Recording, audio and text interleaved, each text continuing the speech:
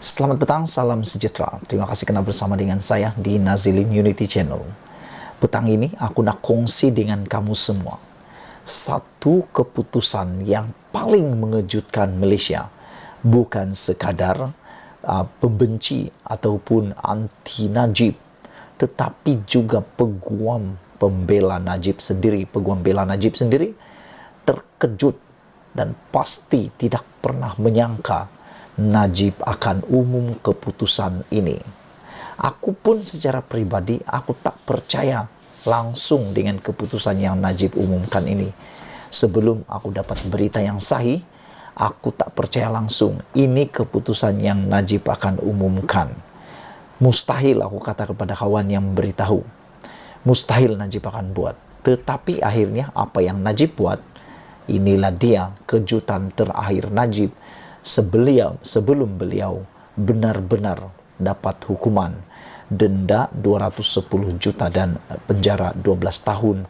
Itu pun kalau dia kalah di Mahkamah Persekutuan.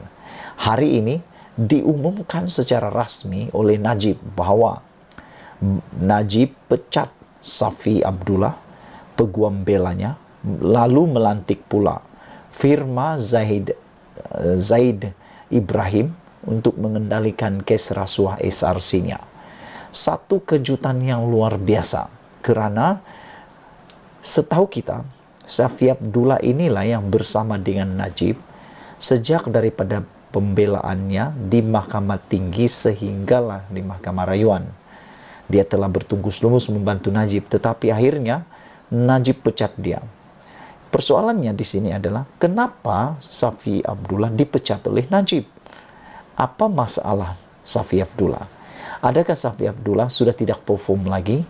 Atau ada masalah yang lain? Sehingga kan kerana membantu Najib dan kerana bersama dengan Najib, Safi Abdullah telah pun dikaitkan dengan beberapa kes juga berkaitan dengan Najib di mahkamah.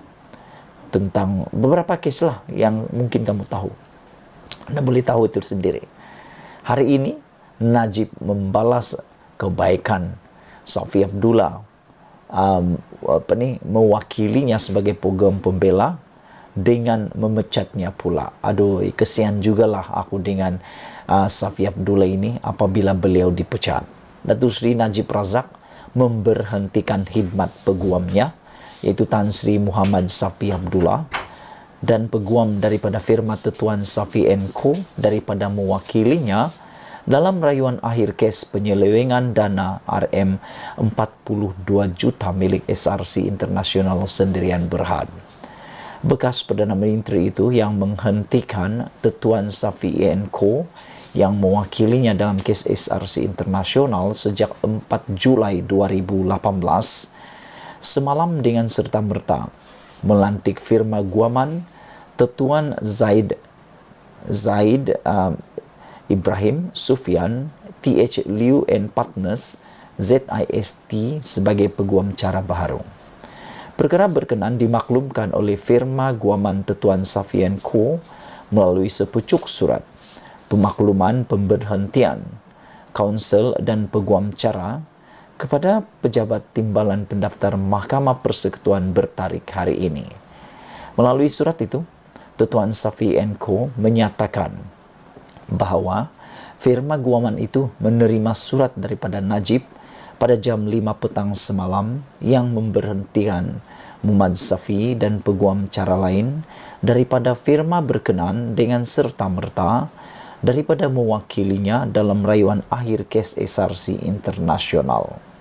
Menerusi surat yang sama, firma itu menyatakan bahawa Najib memaklumkan yang beliau melantik Tetuan Zaid Ibrahim Sufyan TH Liu and Partners sebagai peguam cara baharu. Sehubungan itu, pihak kami sedang berusaha melengkapkan proses penyerahan dokumen secara fizikal dan digital kepada ZIS yang dijangka dapat diselesaikan selewat-lewatnya pada hari ini, kata surat itu. Firma guaman Tetuan Safi & Co dilantik mewakili Najib sejak beliau dituduh dalam kes SRC Internasional pada 4 Julai 2018. Pada 21 Julai lalu, Mahkamah Tinggi menolak permohonan Queen's Counsel QC atau Peguam Diraja dari United Kingdom, Jonathan Laidlaw, untuk mewakili Najib dalam rayuan akhir kes berkenaan. Pada 25 Januari lalu, Najib melalui Muhammad Safi dalam sepucuk surat dialamatkan kepada Setiausaha Ketua Hakim Negara memohon supaya Najib dibenarkan untuk diwakili seorang QC, yaitu peguam kanan paling senior dan berpengalaman dari United Kingdom. Permohonan itu dibuat atas alasan QC mempunyai kepakaran untuk menasihati dan berpengalaman mengendalikan rayuan akhir Najib yang sangat kompleks dan membabitkan isu serta persoalan perundangan baharu bukan sahaja dalam bidang kuasa negara ini, malah di negara Commonwealth. Pada 8 Disember tahun lalu, Mahkamah Rayuan mengekalkan sabitan salah serta hukuman penjara 12 tahun dan denda RM210 juta yang dikenakan oleh Mahkamah Tinggi Kuala Lumpur ke atas Najib selepas didapati bersalah atas 7 pertuduhan membabitkan penyelewengan dana SRC internasional. Sehari sebelum itu, Mahkamah sama menolak permohonan Najib untuk memasukkan bukti dan keterangan baharu dalam rayuannya berhubung pembabitan bekas Gubernur Bank Negara Tan Sri Zeti Akhtar yang didakwa bersekongkol dengan ahli perniagaan dalam buruan Jolo atau Low Tiak Jo bagi memudahkan Jolo menyeleweng dana 1MDB dan anak syarikatnya SRC Internasional. Rayuan akhir itu dijadualkan didengar selama 10 hari bermula pada 15 Ogos ini. Sebelum kita berpisah, jom kita ulas singkat dahulu tentang isu ini. Kenapa Najib pecat Safi Abdullah, dan mampukah Tuan Zaid Ibrahim Sufyan TH Liu ini pula memenangkan Najib dalam rayuan di Mahkamah Persekutuan nanti? Aku fikir perkara itu akan jadi lebih sukar. Kemenangan Najib semakin akan menjadi malap dan sukar. Kenapa?